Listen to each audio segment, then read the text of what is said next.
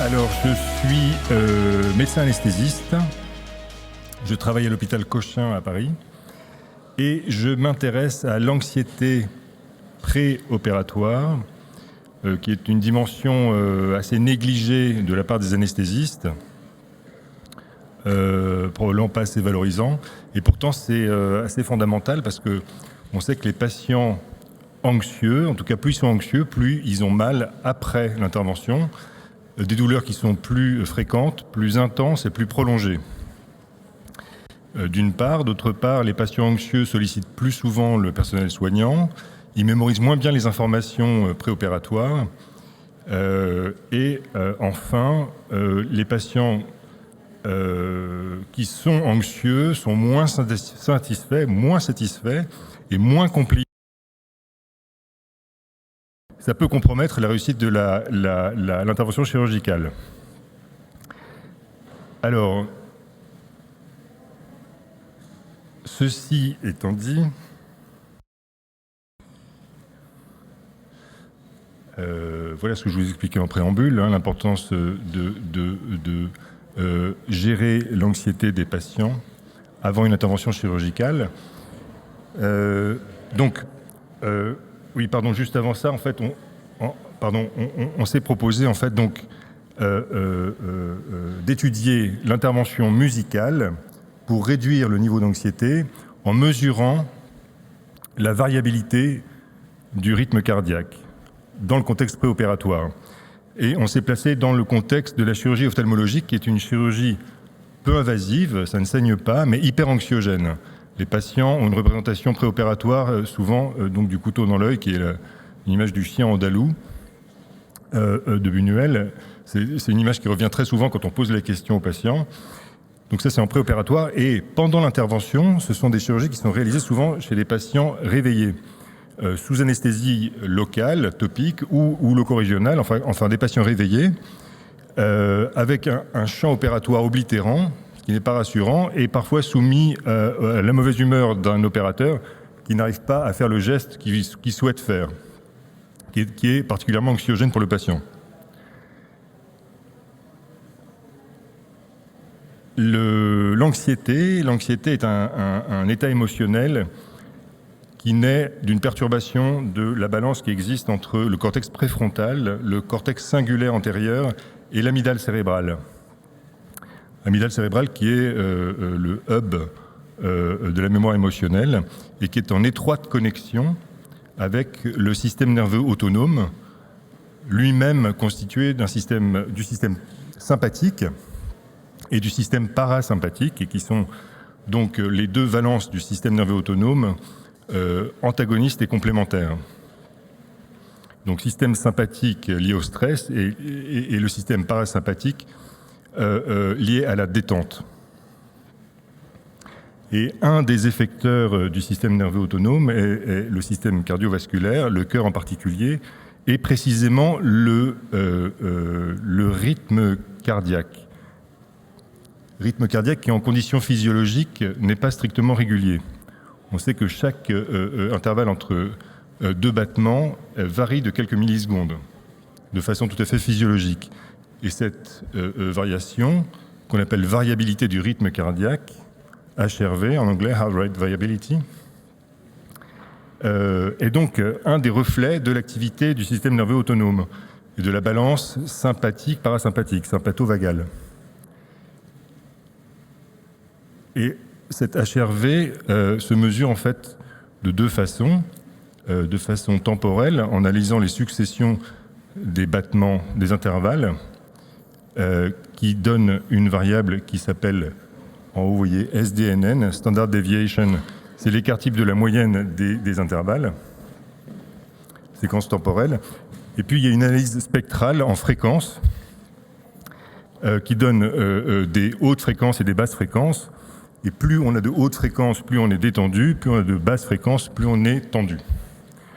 Donc l'HRV se caractérise essentiellement par deux paramètres, pour faire simple, SDNN et puis le ratio basse fréquence sur haute fréquence.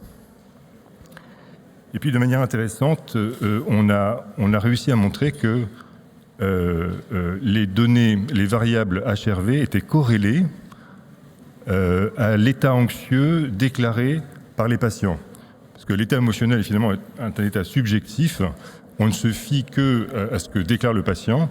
Et on a mis en évidence une corrélation entre, donc c'est une étude précédente, corrélation entre état subjectif et paramètres HRV objectifs. Toujours dans le contexte préopératoire. Alors, ce qu'on a voulu tester, c'est l'impact de l'écoute musicale sur ces paramètres HRV. On a donc fait écouter aux patients avant une chirurgie ophtalmologique avec un écouteur des séquences musicales sur 15 minutes, des styles musicaux qui étaient laissés au choix du patient, mais qui étaient néanmoins arbitraires. Il y avait 8 styles musicaux, ça allait de la musique classique au jazz en passant par les musiques modernes.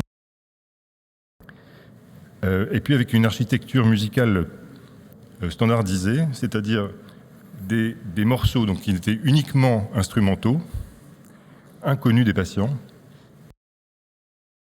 multi-instrumentaux, avec des rythmes rapides pour accrocher l'état thymique du patient, et progressivement une descente du tempo, une décélération, avec une réduction du nombre d'instruments qui jouaient, pour finalement aboutir à un seul instrument qui jouait lentement. Donc c'était une étude randomisée, multicentrique en France et en Italie, contrôlée, groupe musique, groupe contrôle. C'était pas en aveugle parce qu'évidemment le groupe contrôle avait un casque sans musique. 142 patients inclus, 71 dans chaque groupe, une prédominance féminine discrète et très peu étaient prémédiqués. Alors sans surprise, ça c'est le niveau d'anxiété déclaré par les patients. Dans le groupe musique, il y a une réduction significative de l'anxiété subjective dans le groupe musique. Bon, ça on savait, la musique fait du bien hein, depuis Platon. Et en ce qui concerne les paramètres HRV, alors au milieu, vous voyez, RMSSD, c'est l'équivalent de la séquence temporelle. Il y a une augmentation significative de ce paramètre-là, qui est donc en faveur d'une activation du système parasympathique. Et puis le ratio basse fréquence sur haute fréquence en haut, qui lui diminue, parce que les hautes fréquences augmentent. Les hautes fréquences, donc signe de l'activation du parasympathique, et ce ratio diminue, et donc témoigne d'une activation significative du système parasympathique. Donc tout va dans le bon sens.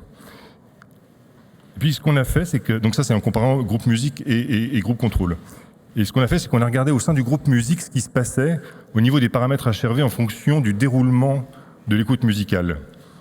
Et de manière assez surprenante, on a trouvé une corrélation entre la décroissance du tempo et l'évolution des hautes fréquences. C'est-à-dire que plus le tempo était bas, plus les hautes fréquences étaient hautes.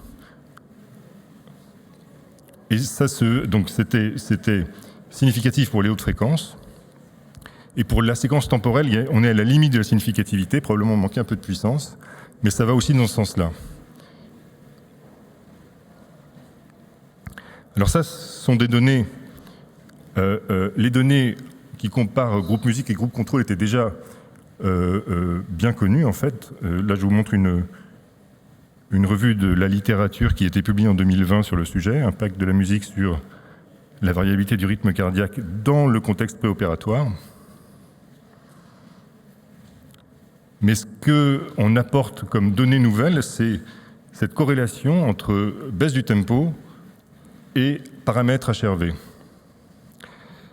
Et donc, on peut très bien imaginer élaborer un dispositif en rétrocontrôle qui se baserait sur l'HRV comme paramètre physiologique et le tempo, et une adaptation du tempo en temps réel, personnalisée, pour cibler une activation du système parasympathique. En faisant l'analogie avec le rythme respiratoire. Vous savez que quand on baisse sa fréquence respiratoire, il y a une activation du système parasympathique qui est en fait le substrat de la méditation.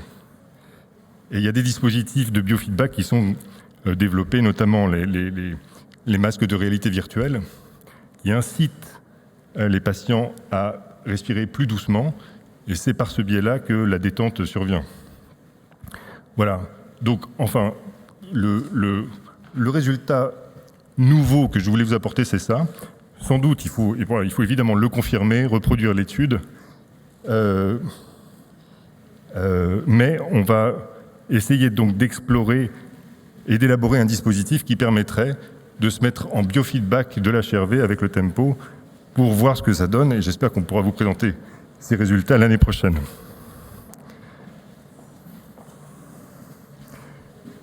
Voilà, j'ai terminé, merci beaucoup.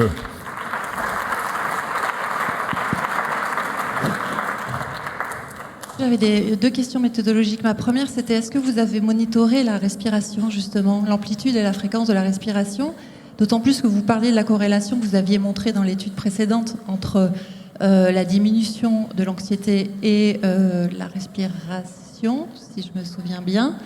Voilà, première question. Deuxième question, quelles étaient les modalités, enfin, sur combien de temps avez-vous enregistré la variabilité cardiaque? Alors, c'est tout le temps de la séquence musicale. On commence avant, on finit après, et la séance musicale dure 15 minutes. La séance d'écoute musicale. Donc, on a monitoré l'HRV pendant 15 minutes. D'accord, donc elle n'est pas en condition repos, elle est en condition d'activation, c'est-à-dire que c'est pas pendant le silence, c'est pas après, c'est pendant l'écoute. C'est avant, on commence avant. Ouais. On démarre la musique. Ouais. On arrête la musique et on a un point final d'HRV. D'accord. Elle est enregistrée en continu, en fait, pendant la totalité des 15 minutes. Ah oui, l'HRV est une donnée continue, oui, tout à fait. Oui, d'accord, mais vous aurez pu enregistrer avant musique, après musique. Oui, parce pourquoi vous avez enregistré pendant la musique? En fait, c'est aussi lié à la technique d'enregistrement, c'est-à-dire qu'il faut mettre des électrodes sur le thorax. Et une fois qu'on a... c'est donc en fait comme un électrocardioscope du bloc, hein, c'est la même chose. Donc, quitte à avoir la donnée, autant l'avoir de manière continue. Et en ce qui concerne le rythme respiratoire, c'est effectivement quelque chose qu'on aurait dû faire et qu'on n'a pas fait. Et on le fera à chaque fois, les prochaines fois, on le fera à chaque fois. Et en fait, on ne le fait pas parce qu'on n'avait pas de dispositif automatique pour détecter la fréquence respiratoire. En fait, c'est toujours compliqué de mesurer la fréquence respiratoire justement en continu. Oui, ça tu vois, oui, tout à fait, oui. Mais pourquoi on n'avait pas? Alors, bonjour, merci beaucoup. Moi, j'étais très intéressée par le fait que vous ne commencez pas d'emblée par un rythme lent de musique. Parce que dans mon expérience, quand on a besoin de calmer un enfant, on a besoin de commencer à se mettre un peu à son niveau de surexcitation, et effectivement, par la parole ou comme ça. Et après, effectivement, en baissant, ça le baisse aussi. Mais si on commence trop bas tout de suite, en tout cas avec un enfant, ça ne marche pas de le calmer comme ça. Est-ce que vous avez essayé, vous, de commencer tout de suite d'emblée très bas, ou c'est intuitif que vous avez commencé normal et puis vous baissez? Alors nous, en fait, non, on testait le dispositif qui était à notre disposition, qui proposait des musiques avec tempo rapide puis lent. On ne pouvait pas inverser la tendance, ça c'est pas encore disponible sur l'application. Mais effectivement, intuitivement, on sait, c'est comme d'ailleurs l'hypnose, il faut accrocher l'état thymique, on ne peut pas d'emblée arriver très calme avec quelqu'un de très détendu. C'est le même principe, hein, ouais, tout à fait. Oui, et ça marche remarquablement bien chez les enfants, ouais, tout à fait. Si je peux me permettre, j'ajouterai une petite chose. Je suis directrice médicale chez Musicare. En fait, on commence toujours avec un rythme assez soutenu, justement parce qu'en fait, le U qu'on vous a présenté, en fait, repose sur des techniques d'hypnoanalgésie et qu'effectivement, on commence pas bas, on commence à parler un peu fort quand on fait une induction vocale, et on commence avec un rythme, je dirais, de voix plus soutenu, puis on diminue. Et en fait, par la musique, on fait exactement la même chose, et même plus, en fait, au début, il y a une petite échelle numérique qui demande au patient son niveau de douleur ou d'anxiété, enfin là, c'était l'anxiété, et plus il écrit un niveau haut, plus l'algorithme qui est dans la machine met un rythme élevé au départ. Donc en fait, il y a une adaptation, il y a trois rythmes au départ qui sont tous soutenus, mais plus le patient met un niveau d'anxiété élevé, et à ce moment-là, c'est le rythme le plus allant qui est choisi dans l'algorithme. Donc en fait, c'est tout à fait volontaire. Merci. Est-ce qu'il y a encore... Moi, j'ai juste un petit point de compréhension supplémentaire aussi. Quand cette musique est appliquée, c'est vous qui manœuvrez le rythme de décroissance du tempo, et donc qui le fixez, qui pourriez le ralentir plus vite, le ralentir moins vite, etc. C'est pour ça que vous disiez que pour la suite, on pourrait imaginer de monitorer en temps réel. C'est-à-dire que c'est vous qui avez la main sur le tempo ? Alors non, le rythme de décroissance est prédéterminé. Ça, on ne peut pas intervenir dessus. On peut éventuellement varier le rythme initial. Bon, plus le patient est anxieux, plus c'est rapide, mais en tout cas, le rythme de décroissance est fixé. Et l'idée, effectivement, c'est ça. C'est d'instaurer une boucle de rétrocontrôle sur le rythme assuré par les paramètres HRV. Mais on n'en est pas encore là. Je vous remercie beaucoup, c'était très intéressant, merci beaucoup. Et merci puis très bref, bravo. Merci beaucoup.